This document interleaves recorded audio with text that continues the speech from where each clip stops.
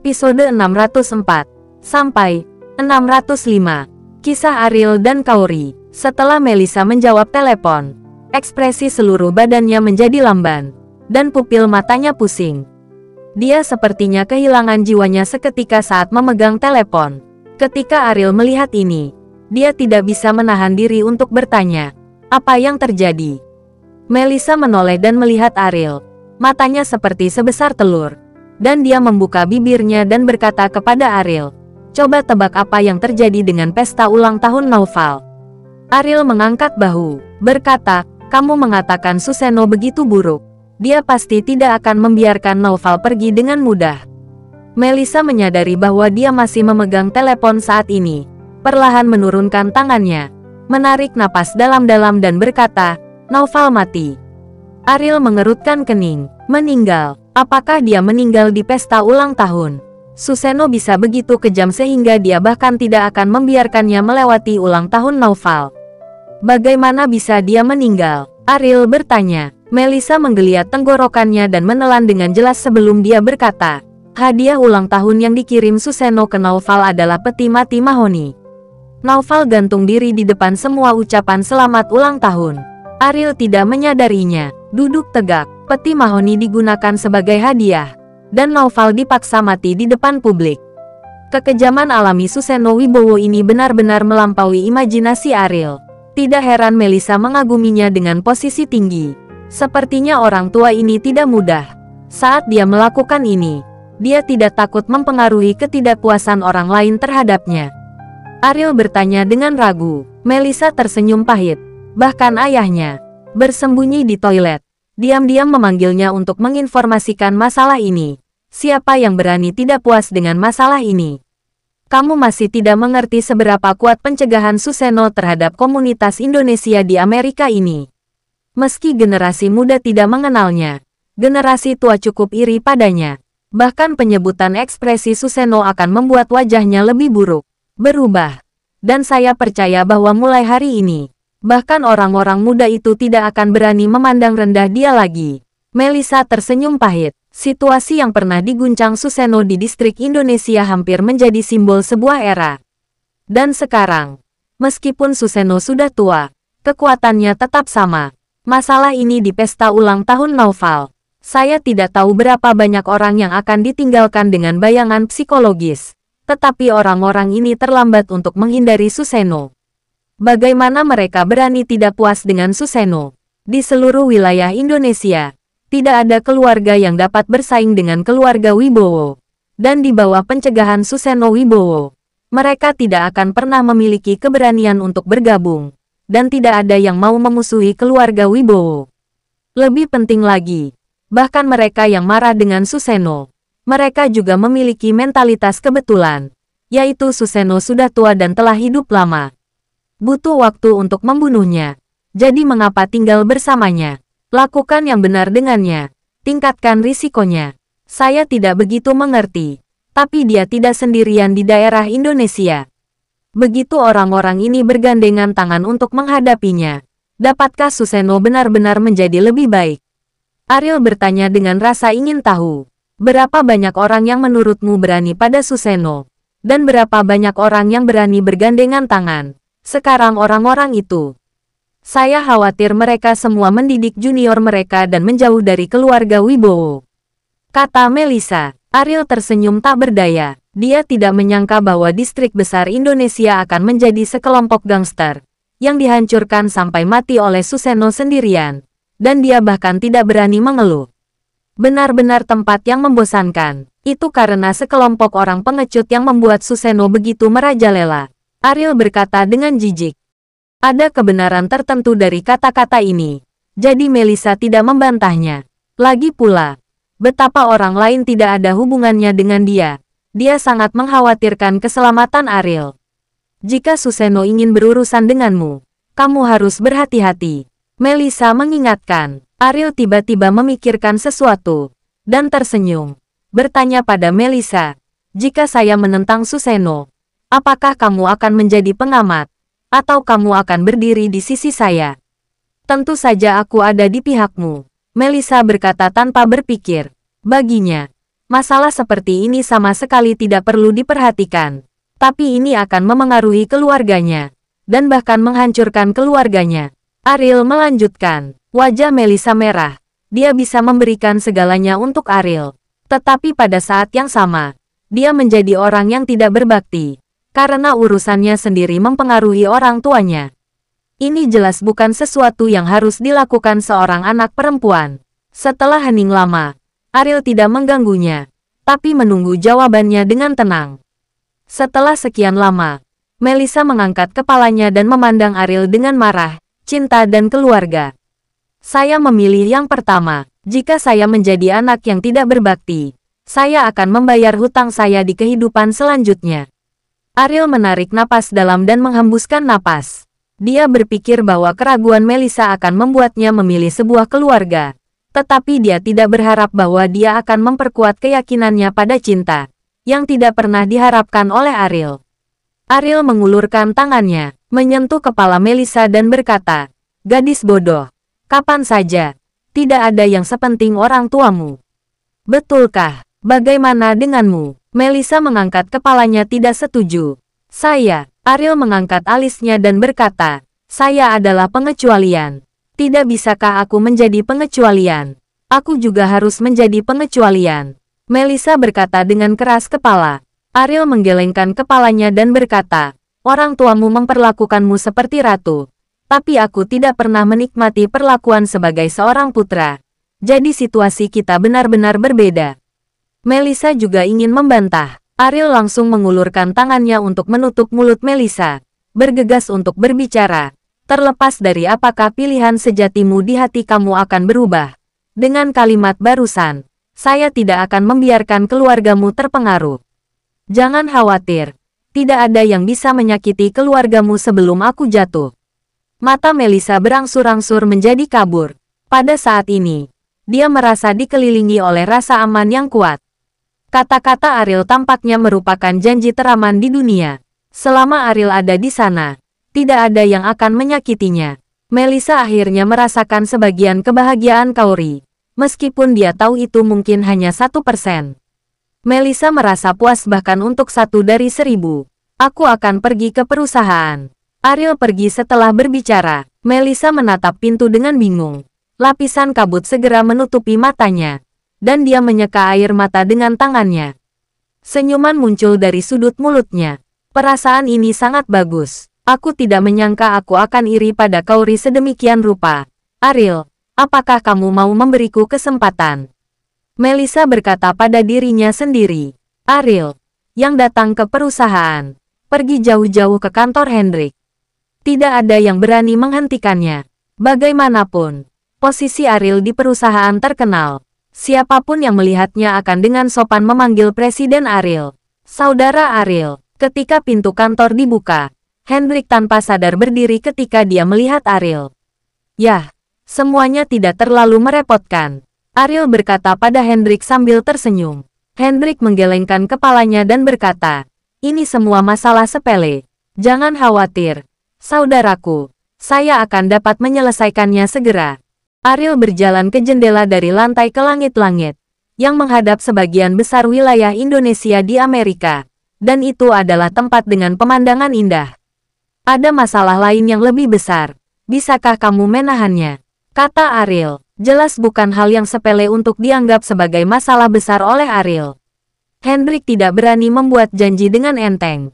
Dia hanya dapat berkata, "Saudara Ari, yakinlah, saya pasti akan berusaha sekuat tenaga. Meskipun saya tidak dapat memastikan untuk menyelesaikan yang ini. Banyak hal. Tapi saya akan mencoba yang terbaik." Ariel menarik napas dalam. Keluarga Muklis harus mengetahui dengan jelas tentang situasi di distrik Indonesia di sini. Tetapi apakah Muklis akan pindah adalah masalah yang tidak diketahui. Dan bagi Ariel, dia terbiasa menyelesaikan urusannya sendiri. Dan tidak pernah menaruh harapan pada orang lain. Jadi meskipun Muklis tidak bergerak, itu tidak akan berpengaruh pada Ariel. Suseno dan Raditya memiliki masalah saat itu. Ariel tidak tahu. Tetapi menurut kepribadian Suseno, Raditya mungkin pergi dengan penghinaan. Karena kakeknya pergi dengan penghinaan, Ariel harus melakukan sesuatu. menghapus rasa malu kakeknya, alias rasa malu Raditya. Episode 605, Muklis tahu segalanya tentang wilayah Indonesia di Amerika. Performa kuat Ariel di perusahaan membuatnya sangat puas. Dalam pandangan Muklis, anak muda harus kuat, dan maksudnya adalah Supriyadi dan Andre tidak ada bandingannya.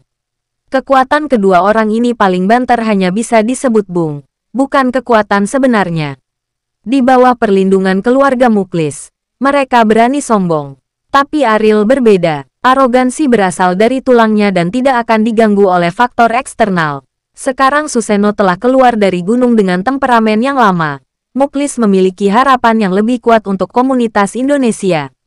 Dia ingin melihat sejauh mana Ariel bisa mencapai masalah ini. Suseno, karakter kejam nomor 1 di wilayah Indonesia di Amerika. Jika dia keluar untuk berurusan dengan Ariel, maka hal ini lebih menarik. Dalam hal ini, Muklis tidak berencana pindah. Dia ingin melihat di mana batas Ariel dalam masalah ini. Keluarga Muklis berbeda dengan keluarga terkenal lainnya.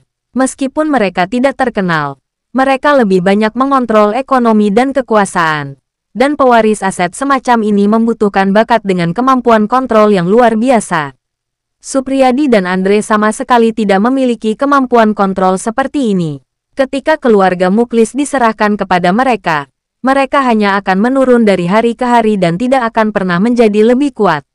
Tetapi berbeda dengan Ariel, dan bahkan Muklis sudah percaya bahwa setelah nama keluarga diserahkan kepada Ariel, pasti akan mampu menciptakan ketinggian baru, dan bahkan mungkin menjadi keluarga tersembunyi nomor 1 di dunia.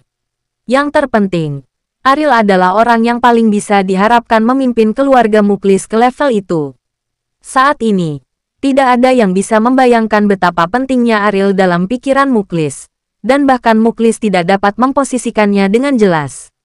Jika kamu lahir di keluarga Muklis, itu akan menyenangkan. Muklis bergumam pada dirinya sendiri sambil menghela nafas.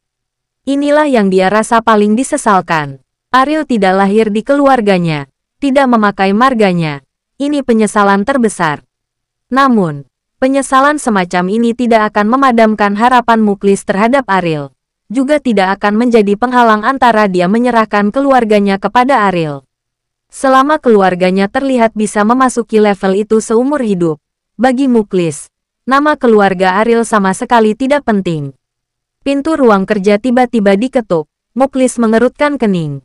Tempat ini bukanlah sesuatu yang berani diganggu dengan santai oleh siapapun. Tanpa perintahnya, itu tidak akan berhasil bahkan di dekat sini, apalagi mengetuk pintu. Silahkan masuk, Muklis berkata dengan suara tidak puas.